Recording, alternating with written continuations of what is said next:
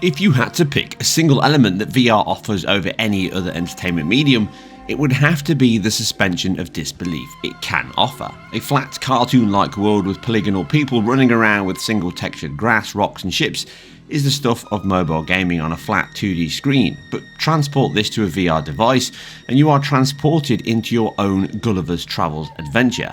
And just like that wondrous yarn, Townsmen VR transports you away to a world of wonder, creativity, survival and growth. Over the next 10 minutes I'll try to do my best in showing you why this works so well, what is good, what is not so good about it, and how I think this could be a genre that not only thrives in VR, but could evolve into something biblical. Now, the God gaming genre was kicked off in 1989 with Bullfrog and Peter Molyneux's paradigm-shifting 16-bit behemoth Populous. The technical quality may look archaic now, but back then on my 3.5-inch disc swapping days of wonder, this was something magical. The rules of the game were simple enough. Build up your sect into a defined order, creating knights, and then wipe out the opposing deity on that island. You have some powers to raise, lower land, volcanoes, earthquakes, and general godlike fire and brimstone, if possible. You gave the locals the space and safety to build huts, houses, and expand before going to war. It seemed never ending, with each island giving away to a new one. It was improved significantly in the sequel, which took advantage of the Amiga's hardware much more, and delivered a far superior version than the Atari ST, which was the original port source. Something I covered a few years ago in my Amiga vs ST series. In between they made Powermonger, which is really the middle ground of the two, focusing on the army and conquer aspects much more than the three Populous games. But the one aspect they all achieved was to convince you this was a tiny spy hole of a slow 3D slice into a world alive with choice, adventure, death and strategy. Now, Townsmen VR in many ways feels, plays and focuses on the exact same aspects as Populous. You arrive on your own Lilliput Island and must help your tiny people build huts, feed themselves, build tools, grow crops, make armies, and in the end defend it all against the opposing king, which all sounds very familiar to that 16-bit hit. I think you'll agree. You managed to survive the vanguard, but don't think you are safe. I will return with full. The big change here though is, like Populous relatively at the time, it was not the most visually impressive game on the market as a whole, and even on the 16-bit computers directly, but what it managed to deliver was a sense of scale and wonder that felt impossible without the extra RAM, CPU and total storage space and performance these new 16-bit machines ushered in. In VR though, you are no longer peeking into this world but are instead thrust inside it. From moving freely around the aisle, no mouse clicks or arrow press is required. You simply reach out into space and pull yourself around, turning, leaning, peering through nooks and crannies, or just playing peekaboo under the ocean.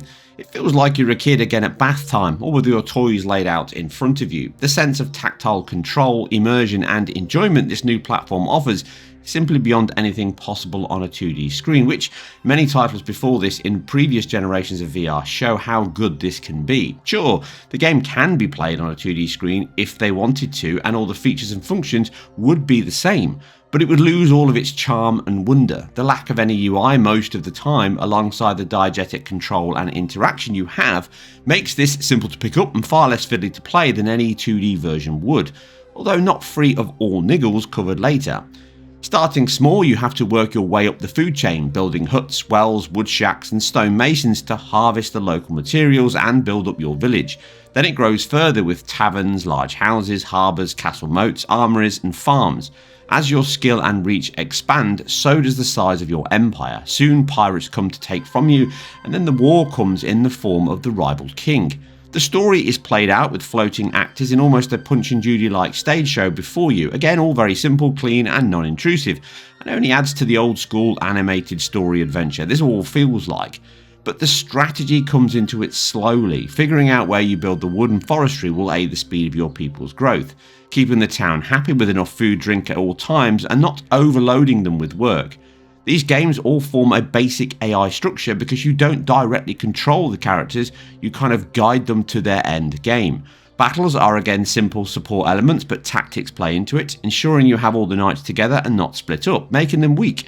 Strategically looking how to defend, attack and ensure your victory and low casualties. Losing a battle hits hard. as you see your brave little soldiers fall due to your own mistakes. They are too strong. We have to retreat. With you being able to speed up your plans with a helping hand or two, pick up builders and carry them to site for a faster build. A construction needs more wood, grab it and drop it straight on site. A cargo load is taking too long, a few loads later from your heavenly hands will see them on their way. Making thunder by forming clouds and squeezing, or rain, with other divine intervention options open to you later in the heat of battle. And although, like its muse in Populous, the core aspect is simple and repetitive, the hook is in your satisfaction of increasing productivity, keeping you all fed and watered and happy, and above all else, alive. As a giant, you have to be aware of your presence, and crushing or drowning can easily happen by mistake.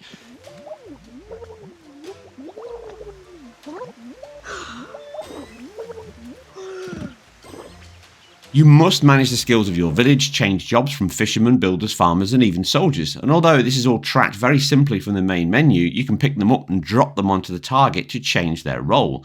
It all becomes second nature as you care for them. The sound of a drowning local will have you panic and look under the island for a fast rescue, but sometimes it's just too late.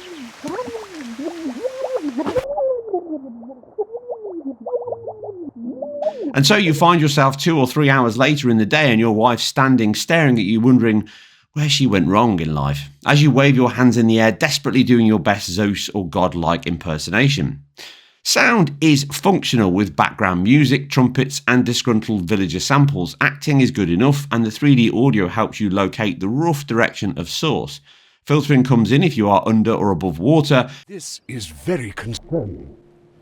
We need to strengthen our defenses.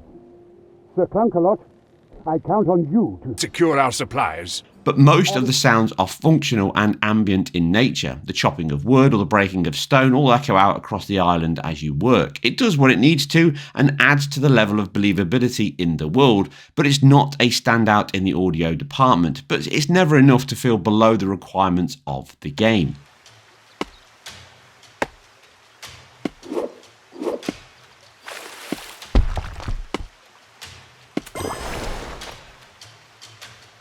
If hunters bring their prey to the tannery, they will get meat and leather. Leather is required for all types of soldiers. Visually, it is certainly not a title that is pushing the PSVR2 and PlayStation 5 at all, being a shining example of why the dual market of PSVR2 and the Quest 2, along with dedicated PC space such as the Vive Index VR, will only help grow and expand the VR space as a whole. Now this was a game designed for mobile technology in the Quest 2, and on that front this PSVR2 port wins no awards for any upgrades. From my initial look and play, the only boost is possibly resolution, although counts come in at 1920 by 1260 approximately per eye, which may have been the same as the PCVR and Quest 2 output anyway. It's certainly sharp enough and clean, but getting closer to the native output per eye of the PSVR2's dual OLED screens would have been a welcome boost. Frame rate though is as good as it gets, running game logic, animation and motion all at the maximum 120Hz for the PSVR2 screen. The only exception is when spinning around it seems to ghost in the world, so world camera rotation may still be running at 60Hz. Very minor, but I did notice it in my testing. I did have some odd occurrences in the headset where my left and right eye views would warp a little, and this then looks like you've gone cross-eyed. It was rare and fleeting, but something I hope the team can address with patches. The flat single albedo textures, basic alpha effects and low polygonal count will likely not impress. But they do enough, and the visual quality is not what makes this game so captivating. It is the dynamic nature, the AI of everyone beavering away, and most of all, the scale you can go up to and into the islands, right down to townsfolk level, as you effectively wander around the town you built, looking over cliffs to the hive of activity you helped create, and then rise above it all into the clouds at the squeeze of your hands. A real VR moment for sure.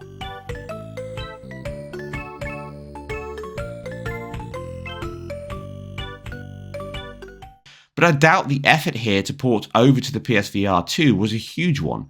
Running under Unity, which has full and direct support and tools for both the Quest and the PSVR2, the team can go back to source and then simply make the required changes to the engine to support the PS5 development environment. Eye tracking, for example, is not used, but the haptic rumble is. Splashing water gives you the vibe on the Sense controllers, as does the sound of trumpets playing out or squeezing a cloud to create thunder or rain.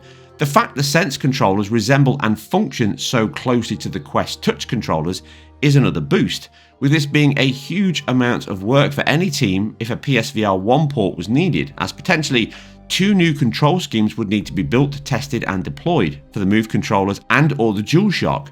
Not to mention the entire motion tracking would also need to move from the inside-out camera system of the Quest 2 and PSVR 2 over to the external camera and light system of the PSVR 1, one of the reasons why backwards compatibility is not a simple option in the PSVR 2. All of these hurdles are removed now, with a much cleaner and more developer-friendly pipeline to market now available with dual releases across both platforms. This is something that should be supported and will only help grow the market of VR for us all, no matter the platform.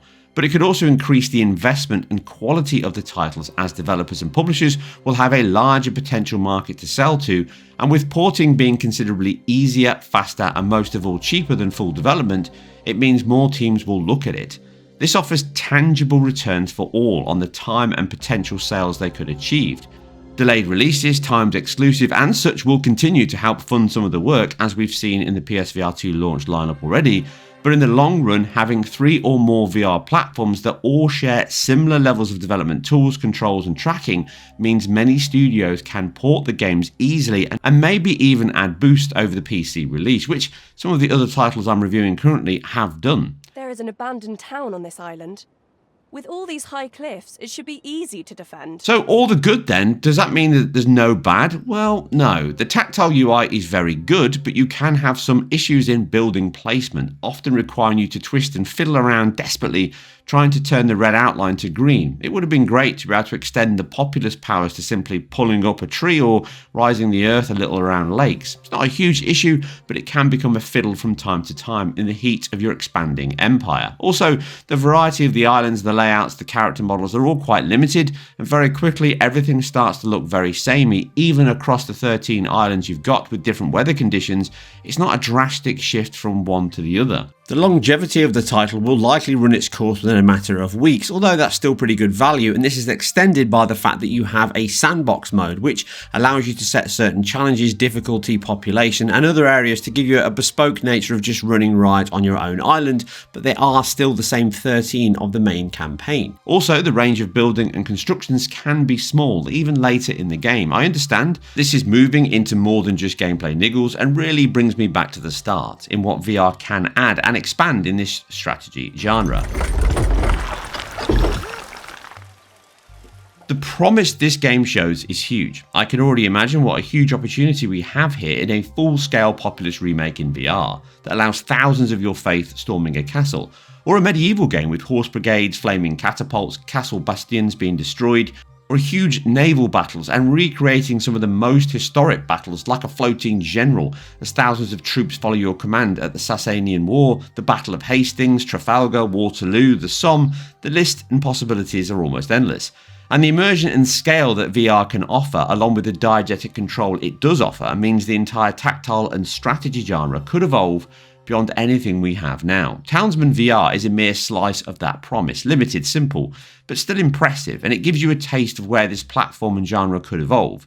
This is nothing new, and it's only as captivating and investing because of the VR element that makes these simple, clean but minimalistic visuals work, as the tactility of it all and the emotive nature of the characters alongside the tactical nature of the gameplay, almost like an ever-expanding organic puzzle, takes me back to those hallowed days in my bedroom at 1 AM, playing one more island of Populous.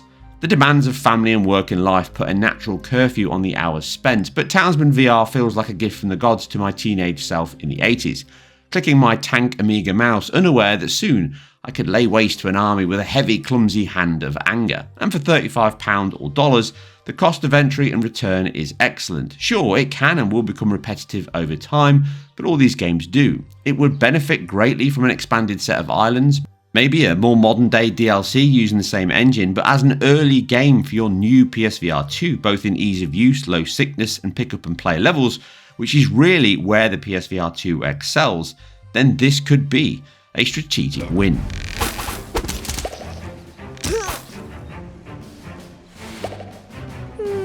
I will will consider this island uninteresting. And that's it for another deep dive into VR gaming. If you like what I do here, remember I am completely self-funded and independent. You can help by sharing, liking, subscribing and commenting down below. And if you can subscribe to my Patreon, where I try and push a little more into the history of games, technology, and all things that probably won't make as much money, in things like the Dreamcast, looking back at that against the PC, my sound retrospective, and of course, my look back at the Amiga and Atari ST quite a few years ago. Anyway, I'm out. I'll be back soon with more 2D and 3D gaming, and I'll catch you on the next one.